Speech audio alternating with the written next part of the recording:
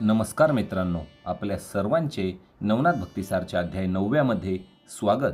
श्रोते हो, अध्यायाला सुरुवात करण्यापूर्वी मी आपल्याला जो व्हिडिओ चालू आहे छोटासा, त्यामध्ये मच्छिंद्रनाथांच्या समाधीचे दर्शन आपल्याला घडवत आहे.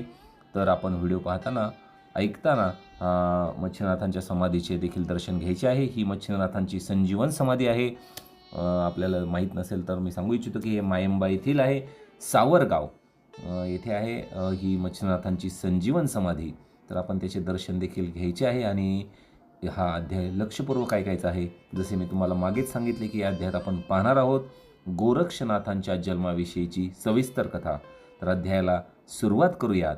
मच्छिंद्रनाथ अयोध्येतून निघाले. ते त्यानंतर मथुरा, अवंती, काशी, काश्मीर आणि तेथून पुढे मिथिला, प्रयाग, गया आदी क्षेत्रांची यात्रा करत पुन्हा एकदा बंगाल देशातील चंद्रगिरी गावात गेले. गावात उतरल्यानंतर ते जेव्हा भिक्षेला गेले तेव्हा दयाळ ब्राह्मणाचे घर पाहताच पूर्वी एकदा आपण या ठिकाणी भिक्षा मागितली असून त्यांच्या सरस्वती नामक बायकोला पुत्र व्हावा म्हणून अंगारा दिलेला आहे याची त्यांना आठवण झाली. ते विचार करू लागले की आपल्या दिव्य विभूतीने या ब्राह्मणीस मुलगा झाला असेल तर तो आता कसा आहे ते पाहावे, नाहीतर मी तिला 12 वर्षांनी पुन्हा येईल म्हणून सांगितलेच होते. मनाशी काही ठरवून ते त्या घराजवळ गेले आणि बाहेरूनच त्या बाईचे नाव घेऊन हाक मारली. हाक ऐकताच सरस्वती बाहेर आली. प्रथम दर्शनी तिने नाथांना ओळखलेच नाही. कोणीतरी गोसावी भिक्षेसाठी दारी आलेला असावा अशी समजूत होऊन ती त्या नाथांना भिक्षा घालू लागली. तिने आपल्याला ओळखले नाही असे लक्षात येताच नाथांना संभ्रम पडला. कदाचित त्या बाईबद्दल आपल्याकडूनच काही चूक होत असेल असा विचार करून नाथांनी तिला तिचे नाव, पतीचे नाव आणि जात याविषयी प्रश्न विचारून आपली काही जी गैरसमजूत होती ती दूर करून टाकली. आणि ज्यावेळेस त्यांना खात्री झाली त्यावेळेस नाथांनी विचारलेल्या प्रश्नांची तिने अचूक उत्तरे देताच तिच्या मनात जी आपल्या शंका होती तिच्याविषयी त्याविषयीचा घोळ संपलेला आहे. त्यांनी नंतर सरस्वतीला विचारले की माई, तुमचा मुलगा कुठे आहे? त्यांचा प्रश्न ऐकताच सरस्वती हसून म्हणाली, महाराज, आपणास माझ्याविषयी काही भ्रम झाला आहे की आपण माझी थट्टा करीत आहात? अहो, मला अजूनपर्यंत पुत्रप्राप्ती झालीच नाही, तर तुम्हाला कोणता मुलगा दाखवू? आता मात्र ती आपल्यापासून काहीतरी दडवून ठेवत आहे. त्या विचारांनी नाथांच्या मनात संशय उत्पन्न झाला. ते लागलीच तिला म्हणाले, बाई, काहीही कारण नसताना तू खोटे का बोलतेस? पूर्वी मी तुला वरद भस्माची चिमुटी दिली होती आणि त्याचवेळी मी 12 वर्षांनी पुन्हा एकदा येईल असे स्पष्ट सांगितले होते. ते आठवून पहा. ती विभूती नव्हतीच तर पुत्र देणारी एक संजीवनी होती. तिच्या प्रभावाने तुला तेजपुंज, निर्व्यंग आणि सर्व गुण संपन्न असा पुत्र झालाच असला पाहिजे. मी दिलेली सिद्ध विभूती फुकट जाईल हे कदापि शक्य नाही. नाथांची खूण लक्षात येताच सरस्वतीच्या डोळ्यापुढे पूर्वीचा तो प्रसंग जसाच्या तसा उभा राहिलेला आहे. आयाबायांचे ऐकून आपण ती विभूती शेणाच्या उकिरड्यावर टाकून भलती चूक करून बसलो या विचाराने भयग्रस्त होऊन ती थरथर कापू लागली. आता हा गोसावी आपल्याला शाप देईल, आपली काय दशा करेल कोण जाणे, या विचारांनी तिच्या हृदयाचा थरकाप उडाला. त्यांच्या पुढे खोटे बोलण्याची तिची शक्तीच नव्हती. तेव्हा त्यांना काय उत्तर द्यावे ते तिला सुचेना. तिच्या पोटात कालवाकालव होऊ लागली. भांबावलेली ती विलाप करू लागली. नाथांच्या दृष्टीला दृष्टी देण्याचे साहस तिच्यात नव्हते. नाथांनी पुन्हा तिला दरडावले. म्हणाले, बाई, तू माझ्यासमोर रडण्याचे नाटक का करतेस? तुझा मुलगा आधी दाखव आणि मग तुला काय करायचे असेल ते कर. पण आता मात्र एक क्षणाचाही विलंब मला सहन होणार नाही, हे लक्षात ठेव. मुलाची हकीकत कळल्याशिवाय मी इथून हलणारही नाही. नाथांचा निर्धार पाहून तिच्या पोटात भीतीने गोळाच उठला. ती स्वतःशी विचार करू लागली, यांच्या प्रसादाची प्रतारणा करून आपण करायला नको ती घोडचूक करून बसलो. आता खरा प्रकार काय आहे तो सांगितल्याशिवाय आपली यापासून सुटका नाही हे निश्चित. सत्यपणातच खरे वर्म आहे. खरेपणाने शत्रूही मित्रभाव धरतात. खरेपणाचा अवलंब करून आपण आपले पाप प्रकट केल्यास तेही धुतले जाते आणि जीवाचे कल्याण होऊन आपण मुक्त होऊ. आता काय व्हायचे असेल ते हो, मग हा प्राण गेला तरी अडचण नाही, पण खरं काय ते सांगावंच. विचार पक्का होताच तिला थोडं हलकं हलकं वाटलं. दुसऱ्या क्षणी तिने स्वतःला नाथांच्या चरणावर झोकून दिले आणि रडत रडत म्हणाली की हे गोसावी महाराज, आपण या अबलेला क्षमा करा. हे स्वामी, आपण माझ्यावर कृपा करून मला प्रसाद दिलाच खरा, पण माझाच आपल्यावर विश्वास नव्हता. त्यामुळे आपण दिलेली विभूती उकिरड्यावर टाकून मी आपल्यावर फार मोठा अन्याय केलेला आहे. माझा अपराध अक्षम्य आहे यात शंका नाही, पण मी काय करू आता? आपण निघून जाताच मी आपल्या भेटीची गोष्ट शेजारच्या आयाबायांना सांगितली. तेव्हा त्या अज्ञानी स्त्रियांनी भस्मापासून काय मुले होतात काय असे बोलून मला मूर्खात काढले. नाथपंथी साधूंविषयी काही बाही सांगून त्या माझ्या मनात संशयाचे बी पेरले आणि माझ्या हातून जे घडायला नको होते तेच घडले. जन्माला येऊन परोपकार करावा असे शास्त्र सांगते. उपकार घडला नाही तर किमान पक्षी अपकार तरी करू नये. आपल्या शक्ती असेल तर धर्मार्थ वृक्ष लावावेत, पण आपल्याला स्वतःला ते शक्य नसेल तर निदान इतरांनी लावलेले वृक्ष तरी तोडू नयेत. स्वतःला धर्माप्रमाणे वागणे शक्य नसेल तर धर्माच्या आड तरी येऊ नये. स्वतःकडून तीर्थयात्रा झाली नाही तर निदान यात्रेकरूंना तरी आडकाठी करू नये. कोणाचा विवाह जमवणे शक्य नसेल तर निदान दुसऱ्याच्या लग्नात तरी मोडता पाय घालू नये. भुकेलेली गाय वैरण चोरून खात असली तर मोठ्याने ओरडून तिला घालून देऊ नये. अधिकारी चोरांना धोपटत असेल तर मध्यस्थी करू नये. मुलापाशी बापाचे अवगुण सांगून बाप लेकात वितृष्ट आणू नये. आपल्या शब्दांनी कोणाचे नुकसान होणार असेल तर गप्प बसणेच योग्य. पण त्यावेळी मला अशा प्रकारच्या गोष्टींचे तत्वाचे अजिबात ज्ञान नव्हते आणि ज्यांच्या सांगण्यावर मी चटकन विसंबले त्या शेजाऱ्यांनीही माझ्या मनात संशय कालवला. त्यातही माझे दुर्दैव असे की मी आपल्यावर विश्वास ठेवू शकले नाही. या बाबतीत माझ्यासारखी अभागी मीच आहे. मला जो उपाय वाटला तोच अपाय होऊन पुढे टाकला. रस्त्यात द्रव्याचे गाठोडे पडलेले असावे आणि त्याच वेळी एखाद्याला डोळे मिटून चालण्याची बुद्धी व्हावी. माझे नशीबच फुटके, त्याला कोण काय करणार. हे माऊली, केवळ अविश्वास आणि अज्ञानामुळे मी स्वतःच्या हातानेच पायावर धोंडा मारून घेतला. मी माझे अहित करून घेतले, तरी कृपा करून मला क्षमा करा. सरस्वतीची हकीकत ऐकून मच्छनाथांचे मन खट्टू झाले. भस्माची धूळधाण झाल्याने त्यास रुखरुख लागून राहिली. ते स्वतःशी विचार करू लागले. स्त्रियांची जात स्वभावता पापी असते हेच खरं. स्त्रिया म्हणजे अविश्वास आणि अधीरपणा यांचे भांडारच असतात. त्यांना स्वतःचे भले बुरे अजिबात कळत नाही. त्यांचे कर्तृत्व अनर्थालाच कारण होते यात शंका नाही. आपल्या भलत्या वागण्याने त्या स्वतः तर बुडतीलच, पण स्वतः समवेत पूर्वजांनाही बुडवतील. स्त्रियांच्या संघाने लाभ व्हायचा तर सोडाच, उलट हानीच संभावते. म्हणून जाणत्याने कधीही त्यांच्या नादी लागू नये. त्यांना डोक्यावर बसवू नये. जो स्त्रियांची मर्जी सांभाळतो, त्यांच्यासाठी राब राबतो, त्याला बैलच म्हणावे. असा मनुष्य मेल्यानंतर नरकात जातो, कारण त्या कर्माचे फळ भोगायला दुसरा पर्याय नाही. स्त्रीसंगाने सुख शांती प्राप्त होईल अशी कल्पनाही करू नये. शिष्याचे पाप गुरुच्या माथी पडते, तद्वत स्त्रीचे पाप तिच्या पतीला भोगावे लागते. सखोल विचार केला तर स्त्री हीच सर्व अनर्थांचे कारण असते. अशा स्त्रीला होला हो म्हणणारा पुरुष मतिहीन, पातकी आणि दुष्कर्मांचे गाठोडे असतो. आता या बाईची व्यथा ऐकून तिला वरदभस्म देऊन मी सुद्धा फसलोच ना. आता ते काहीही असले तरी आपल्या परीने शोध घेतलाच पाहिजे. पश्चाताप पावलेला मच्छिंद्रनाथ सरस्वतीस म्हणाला, बाई ग, दैवयोगाने जे घडायचे होते ते घडून गेले. त्याविषयी अधिक विचार करून वा तुझ्यावर राग धरून काहीही निष्पन्न होणार नाही. पण ती विभूती मंत्र संजीवनीने भारलेली असल्यामुळे अमोघ आहे आणि सूर्यवीर्याच्या प्रभावामुळे ती ज्या ठिकाणी पडली असेल त्या ठिकाणी देहधारणा झालीच असली पाहिजे. तेव्हा माझी तुला अशी विनंती आहे की तू ज्या ठिकाणी ती विभूती टाकली ते ठिकाण तरी मला दाखव. नाथांचे भय देणारे शब्द कानीच पडताच सरस्वतीची भीती गेली. नाथांना समवेत घेऊन ती तातडीने शेणाच्या उकिरड्याकडे गेली. अनेक दिवसांचा केर साचल्यामुळे त्या ठिकाणी भला मोठा ढीग झाला होता. त्या ढिगाऱ्याकडे निर्देश करून सरस्वतीने मी या ठिकाणी ती विभूती टाकली असे सांगताच नाथ त्या बालकास उद्देशून म्हणाले की हे महाप्रतापी हरिनारायणा, हे सूर्यसुता, तू जर या गोवऱ्याच्या ढिगाखाली असशील तर त्वरेने बाहेर ये. तू या गोवारात 12 वर्ष राहिलास आणि येथेच तुला नरदेह प्राप्त झाला, म्हणून मी तुझे नाव गोरक्ष असे ठेवित आहे. आता मी सांगतो म्हणून बाहेर ये पाहू. मच्छनाथांनी त्या ढिगाकडे पाहून पुन्हा एकदा गोरक्षनाथ अशी हाक मारली असता तेथून आवाज आला, गुरुदेव, या ठिकाणी तुमचा हा शिष्य गोरक्षनाथ या गोवऱ्याच्या ढिगाखाली अडकून पडला असल्याने त्याला हालचालही करता येत नाही. कृपा करून हा ढीग फोडून मला बाहेर काढा. त्याची ती अवस्था लक्षात येताच मच्छनाथांनी कुदळ फावड्या आणून तो ढीग उपसला आणि आत असलेल्या गोरक्षनाथांना अगदी अलगदपणे बाहेर काढले. तो तेजपुंज पुत्र बाहेर येताच चारी दिशा प्रकाशाने भरून गेल्या. त्याचा विद्युल्सते समान चमकणारा देह आणि पूर्ण चंद्रासमान उजळ अंगकांती, तो जणू मदनाचा पुतळाच वाटत होता.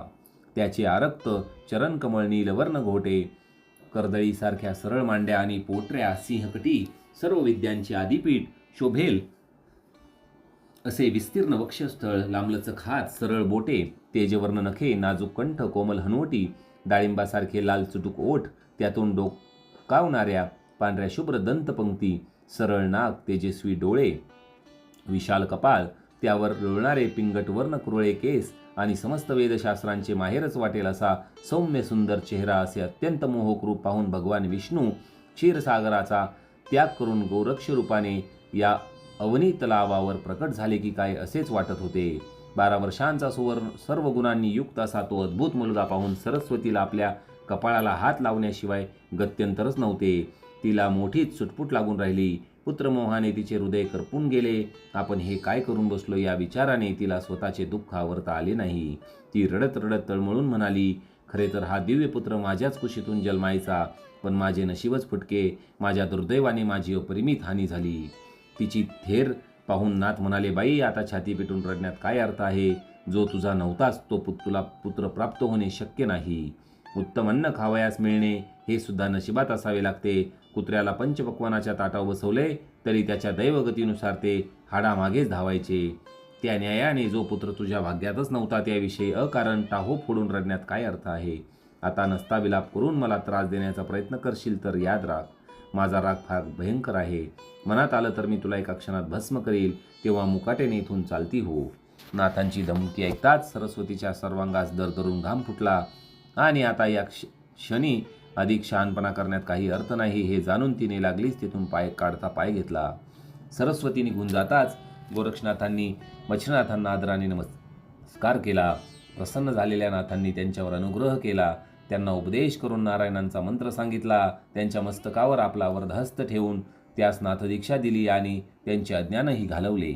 नाथांनी स्वतःच्या हाताने त्यांच्या कपाळास प्रासदिक विभूती लावून वात्सल्याने त्यांचे मुख कुरवाळले. त्यानंतर नाथांनी गोरक्षनाथांचा हात आपल्या हातात घेऊन त्यांना स्वतः समवेत तीर्थयात्रेस चालण्याची आज्ञा केली. सद्गुरूंची आज्ञा प्रमाण असलेल्या गोरक्षनाथांनी तत्काळ होकार देऊन पुन्हा एकदा नमस्कार केला आणि ते दोघेही गुरु शिष्य एकमेकांचा हात हाती घेऊन पुढील प्रवासास निघाले.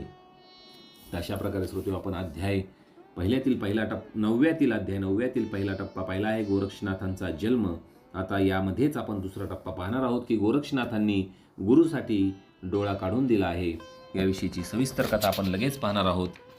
व्हिडिओला पुढे नेण्यापूर्वी आपल्याला छोटीशी हात जोडून विनंती आहे की जर आपण चॅनलवर नवीन असताल तर चॅनलला सबस्क्राईब करा आणि या मराठी भक्ती परिवाराचे सदस्य व्हा. लवकरच आपल्या चॅनलचे 1,00,000 सबस्क्रायबर पूर्ण होणार आहेत. त्यामुळे व्हिडिओला जास्तीत जास्त शेअर करा आणि या नवनाथांच्या ग्रंथाचा प्रचार करा, एवढीच आपल्याला छोटीशी विनंती आहे. चला पुढच्या टप्प्याला सुरू करूया. चंद्रगिरी गाव सोडून गुरु शिष्य आता उभयंता जगन्नाथांच्या दिशेने निघालेले आहेत. वाटेत त्यांना कनकगिरी नावाचे एक टुमदार सुंदर गाव लागले आहे. तेथे येताच क्षुधेने व्याकुळ झालेले मच्छनाथ गोरक्षनाथांना म्हणाले की बाबा रे, मला फारच भूक लागली आहे, तरी तू झोळी घेऊन जा आणि भिक्षा मागून आणण्यासाठी आपल्यासाठी काहीतरी अन्न घेऊन ये. गुरु आज्ञेनुसार गोरक्षनाथांनी झोळी घेतली आणि गाव वस्तीत शिरून ते घरोघरी भिक्षा मागू लागले. हिंडत ते एका ब्राह्मणाच्या घरी गेले. त्या दिवशी त्या विप्राकडे पितृश्राद्ध असल्यामुळे त्यांची तिथे चांगली पक्वाने तयार केली गेली होती. ब्राह्मणाचे आपल्या आप्तमित्रांसह नुकतेच भोजन झाले होते आणि आता तो द्वारी आलेल्या याचकांना अन्न देऊन संतुष्ट करत होता. त्याच सुमारास गोरक्षनाथांनी तेथे जाऊन अलख म्हणून हाक मारली. त्यांची हाक ऐकून घरधनीन बाहेर आली. दरवाजात भव्य आणि तेजस्वी मुद्रेच्या गोरक्षनाथांना पाहून हा कोणीतरी श्रेष्ठ तपस्वी अथवा योग भ्रष्ट असावा अशी मनाशी खुणगाड बांधून ती घरात गेली आणि येताना त्यांच्यासाठी कोशिंबीर, चटणी, गोड ताक, मेतकूट, भाज्या, वडे, वरण, भात, साजूक तूप आणि मिष्टान्न यांनी युक्त असलेले पान घेऊन आली. ते पान गोरक्षनाथांना अर्पण करून तिने पूज्य भावाने त्यांना नमस्कारही केला. पदार्थ पाहून संतुष्ट झालेले गोरक्षनाथ त्या ब्राह्मणीस म्हणाले, बाई, आम्ही कोण कुठले याची साधी चौकशीही न करता मी जणू काही आपला आप्तच आहे या भावनेतून हे षडरसयुक्त अन्नाने भरलेले पान मला देऊ केलेत. यावरूनच तुम्ही किती उदार मनाचे आहात हे स्पष्ट जाणवते. आज तुम्ही माझ्यावर कृपाच केली म्हणा ना.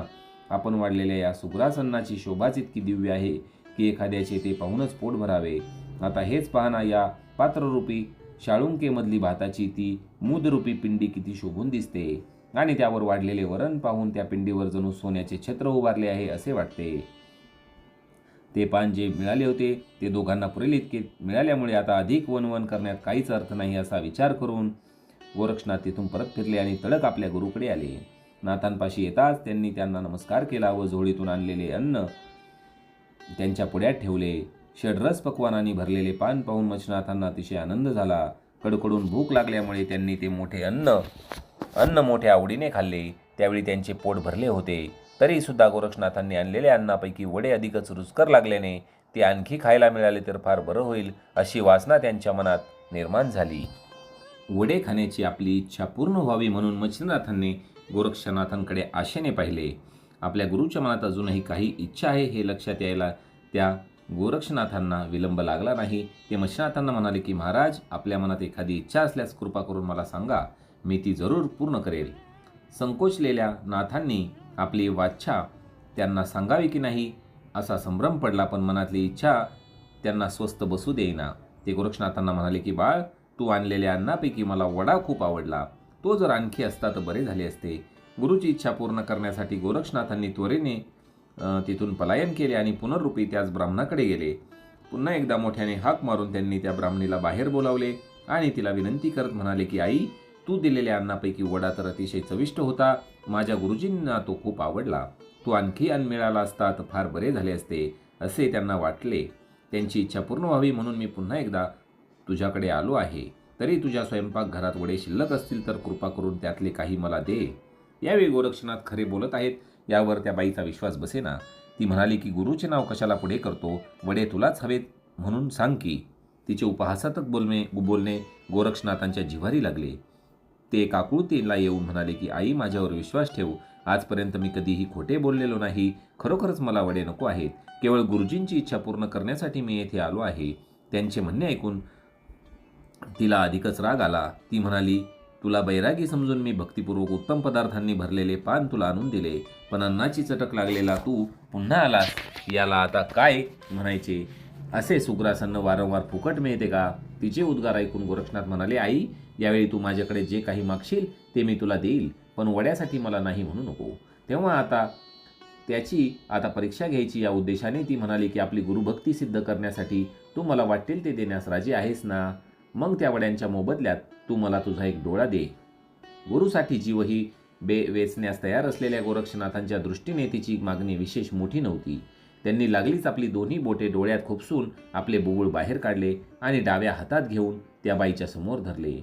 डोळ्याला इजा झाल्यामुळे त्या खोबणीतून भळाभळा रक्त वाहू लागले. एखाद्या पर्वतावर अकस्मात झरा लागावा आणि पाण्याचा ओघ त्याच्या उतरणीवरून खाली सरकावा, तद्वत गोरक्षनाथांची अवस्था झाली.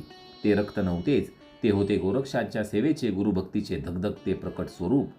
त्या ब्राह्मणीच्या इच्छारूपी पात्रातून गोरक्षांची गुरुभक्ती रुधिराचे रूप घेऊन वाहत होती. तिने जी अवहेलना केली होती त्या अवहेलनारूपी सगरांचा उद्धार करण्यासाठी गोरक्षरूपी भगीरथाने साक्षात जान्हवीचं रक्तरूपाने तेथे प्रकट केली. रक्त जमिनीवर पडल्यामुळे ती भूदेवी मळवट भरल्याप्रमाणे दिसू लागली. रक्ताचे पाठ पाहून ती ब्राह्मणी चिंतेत पडली. काय करावे हे तिला सुचेना. तिच्या सर्वांगास दरदरून घाम फुटला. आता आपल्या कृतीचा तिला पश्चाताप वाटून ती लज्जित झाली. काय बोललो आपण आणि काय घडलं? आपलं विनोदी भाषण अशा स्वरूपात सत्य होऊन समोर ठाकेल अशी तिला कल्पना नव्हती. आज पितृश्राद्धाच्या पवित्र दिवशी आपल्यामुळे एका सत्शिष्याला नसता भोग भोगावा लागतोय ते पाहून ती कळवळली. ज्याने गुरुची इच्छा पूर्ण करण्यासाठी यत्कचित 2-4 वड्यांसाठी आपला डोळा काढून दिला, त्याचे ते धैर्य पाहून ती गहिवरली. आपल्यामुळे एकावर आयुष्यभराचे अंधत्व भोगण्याची वेळ आली या विचारांनी ती अधिकच भ्याली. काहीही न बोलता तिने घरातून 5-7 वडे आणले आणि गोरक्षनाथांच्या पुढ्यात ठेवून दीनवाण्या मुद्रेने त्यांना हात जोडून म्हणाली, महाराज, मी आपला अपराध केला आहे. आपली परीक्षा घेण्यासाठी मी उपहासाने डिवसले आणि थट्टेत जे काही बोलले त्याचा असा परिणाम होईल ते तर माझ्या ध्यानीमनीही नव्हते. मी आपल्यावर फार मोठा अन्याय केला आहे, तरी कृपा करून मला क्षमा करा. तुम्ही साधू लोक अतिशय कृपाळू असता. तुम्ही दुसऱ्यांसाठी स्वतःच्या जीवाचे हाल करून घ्याल, पण तुमच्याकडून दुसऱ्याला पीडा होईल असे आचरण कदापि शक्य नाही. सायंकाळी कमळात बंदिस्त झालेला भ्रमर स्वतःच्या जीवित रक्षणासाठी कमळास दुःख देत नाही. आपणही तसेच आहात. आपली अवस्था पाहून माझ्या जीवाला अतिशय क्लेश होत आहे आणि पश्चातापाने माझे काळीज करपून गेले आहे. तिची दयनीय अवस्था जाणलेल्या गोरक्षनाथांनी तिला म्हटले की माते, तुला भयभीत होण्याचे वा पश्चाताप करण्याचे कारणच काय? आणि इतके दाखले तू मला का बरं देत आहेस? मला माझ्या गुरुजींसाठी वडे हवे होते आणि त्याच्या मोबदल्यात तुला माझा डोळा हवा होता. ते बुबुळ अजूनही माझ्याच हातात आहे. ते तू घे आणि वडे मला दे, म्हणजे व्यवहार पूर्ण होईल. जसं ठरलं तसं होतं आहे तेव्हा तुला काळजी करण्याचे काही कारण नाही. गोरक्षनाथांचे बोलणे ऐकून त्या ब्राह्मणीस अधिकच वाईट वाटले. ती वारंवार त्यांना नमस्कार करून त्यांची करुणा भाकत राहिली आणि कळकळीने पुन्हा म्हणाली, आपण माझ्यावर कृपा करून हे वडे आणि हे बुबुळ दोन्ही घेऊन जा आणि माझ्या अपराधाची मला क्षमा करा. तिची अवस्था जाणून गोरक्षनाथांनी अभय देऊन तिला पुन्हा तिची समजूत काढली आणि दोन्ही वस्तू घेऊन ते आपल्या गुरुकडे आले. जाते समयी त्यांनी आपला डोळा पदराने झाकून घेतला. नाथांपुढे हजर होताच त्यांनी समवेत आणलेले वडे त्यांच्या पुढ्यात ठेवले आणि आपली इच्छा पूर्ण करा अशी विनंती केली. मच्छनाथांनी आपल्या प्रिय शिष्याकडे प्रेमाने दृष्टिक्षेप टाकला तेव्हा त्यांच्या कोमल हृदयाला काहीतरी खटकले. त्यांनी गोरक्षनाथांना डोळ्याला पदर बांधण्याचे कारण विचारताच प्रथमतः ते काही बोलले नाही. वास्तविक यावेळी आपल्या गुरुला खरा प्रकार सांगितला तर त्यांना दुःख होईल आणि वडे खाण्याची त्यांची इच्छा मरून जाईल. त्यापेक्षा न बोललेले बरे असा निर्धार करून ते आलेलेच होते तिथे. त्यांचे गुरु मच्छनाथही तसेच धोरणी आणि अत्यंत कनवाळू होते. खरा प्रकार कळल्याशिवाय तेही वड्याला हात लावायला तयार होईना. श्रवणाच्या जीवाला घात होऊन त्यांचे आईवडील पाण्यास स्पर्श करायला तयार होईनात. त्यावेळी दशरथाची जी स्थिती झाली होती तशा अवस्थेतून गोरक्षनाथही जात होते. खरा प्रकार समजताच आपल्या गुरूंनी त्या ब्राह्मणीस शाप दिला तर काय होईल या विचाराने क्षणभर ते थरथरले. यावेळी काही बाही सांगून वेळ मारून न्यावी असे ते उत्तरले. गुरुजी, भिक्षेला जाताना माझा डोळा आला आणि अचानक सूज येऊन त्याला ठणका लागला.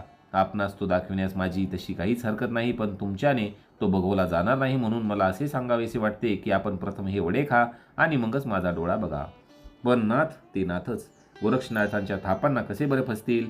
त्यांनी डोळा दाखवण्याचा हट्ट धरला आणि गोरक्षनाथांना निक्षून म्हणाले, तुम्हाला दुःख असताना मी निवांतपणे जिभेचे चोचले पुरवीन ही गोष्ट कदापि शक्य नाही. माझ्याकडून असल्या गोष्टींची तुम्ही अपेक्षा करू नका.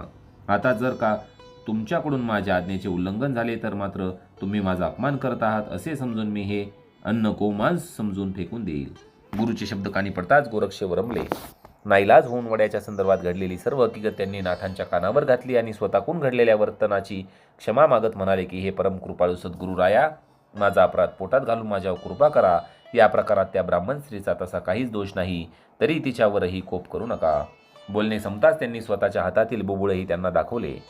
गोरक्षनाथांची गुरुभक्ती आणि कोणत्याही प्रसंगी कसलाही त्याग करण्याची तयारी पाहून नाथांचे मन संतोषाने भरून गेले. त्यांनी सुहस्ते त्यांच्या डोळ्यावरील पदर दूर केला. त्यानंतर त्या महान प्रतापी नाथांनी संजीवनी मंत्राचा जप करून सूर्याच्या तेजाला गोरक्षाच्या बुबुळात संचार करण्याची विनंती केली. मंत्रपाठ पूर्ण होताच त्यांनी ते बुबुळ खोबणे जागच्या जागी बसवले. त्यावेळी त्यांचे डोळे पहिल्यापेक्षाही अधिक तेजस्वी दिसू लागले. त्यानंतर गोरक्षनाथ स्वतःच्या मांडीवर बसून त्यांचे मुख कुरवाळून पाठीवरून मायेने हात फिरून त्यांच्यावर कौतुकाचा वर्षाव केला आणि सत्शिष्यासमवेत आनंदाने वड्याचा आस्वाद घेतला. गोरक्षनाथांच्या प्रेमाने आणि दास्यत्वाने मच्छनाथ भारावून गेले होते. त्यांची योग्यता जाणलेल्या त्या महान तपीने त्यास स्वतःचे सर्व वैभव देऊन कृतकृत्य करण्याचे ठरवले आणि म्हणाले, बाळ, तुझी माझ्यावरची अपार निष्ठा पाहून मला अतिशय प्रसन्न वाटत आहे. मी तुला माझी सर्व विद्या आणि सद्गुरू श्री दत्त महाराजांच्या परमकृपेने मला जे अस्त्रज्ञान प्राप्त झाले आहे ते सर्व सांगणार आहे. इतकेच नव्हे तर मी स्वतः निर्माण केलेल्या शाबरी विद्येतही तुला प्रवीण करणार आहे. आश्वासन दिल्याप्रमाणे मच्छनाथांनी त्या ठिकाणी 1 महिनाभर वास्तव्य करून आपल्या भाग्यवान सत्शिष्याला सर्व विद्या शिकवून सर्वार्थाने आपल्यासारखे केले. धन्य ते गोरक्ष आणि धन्य ते मच्छिंद्रनाथ. अलख निरंजन आदेश. अशा प्रकारे श्रोते हो, श्री नवनाथ भक्तिसारचा अध्याय 9 इथे समाप्त झाला आहे. आपण इथपर्यंत अध्याय ऐकला. या बद्दल माझ्या मनात आता काहीही शंका नाही की आपण खरंच नवनाथांचे भक्त आहात आणि नवनाथांचे भक्त या नात्याने आपलं काम आहे की या नवनाथ भक्तिसार ग्रंथाचा आपण जास्तीत जास्त प्रसार करणे अतिशय गरजेचे आहे. या कलियुगात याच काही गोष्टी आहेत की ज्या आपल्या मनुष्याला तारून नेणाऱ्या आहेत. नाहीतर पैसा वगैरे, धन, वैभव हे सर्व काही इथेच राहते आणि आपल्याबरोबर जाते. ते फक्त आपले कर्म. त्यामुळे लक्षात घ्या श्रोते हो, नवनाथांचा प्रसार करण्यास कोणतीही कमतरता कसर ठेवू नका. व्हिडिओला जास्तीत जास्त लोकांपर्यंत शेअर करा आणि चॅनलवर नवीन असताल तर चॅनलला सबस्क्राईब करा. कमेंट्समध्ये अलख निरंजन आदेश लिहा, जेणेकरून आपल्याकडून नकळत देखील सुद्धा एक पुण्य होत चालेल. आणि सर्वांना व्हिडिओ जास्तीत जास्त शेअर करा. भेटूया लवकरच पुढील अध्यायात, अध्याय 10व्यामध्ये गहिनीनाथांच्या जन्माविषयीची कथा घेऊन. धन्यवाद.